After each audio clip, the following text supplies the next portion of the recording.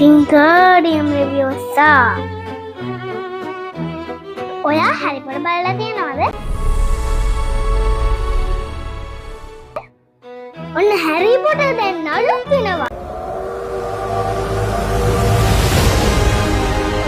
හැරි Potter කියන්නේ magic ලෝකයක් ගැන කතාවක්. මායා පාසල. මායාකාර යාළුවෝ ගොඩක්. දැන් ස්ටෝරි එක අලුත් විදියට හදන්නයි යන්නේ. ටීවී සීරියස් එකක් විදියට. අලුත් ඇක්ටර්ස්ලා හැරි පොටර් කතා මාලාව හැම බුක් එකක්ම ඩීටේල් එක අපිට බලන්න පුළුවන් විදියටයි. ඒ කියන්නේ තව ගොඩක් මැජික්.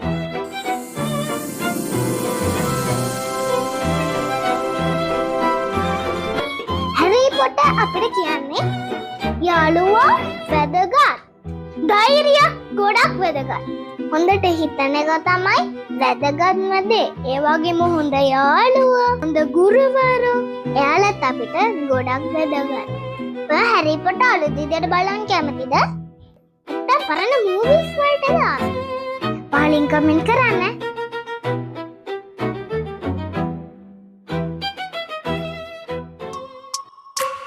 පොඩි හඬක් උනත් ලොකු බලපෑමක් කරන්න පුළුවන්. I wake up every minute with a fever dreams. I push a mind to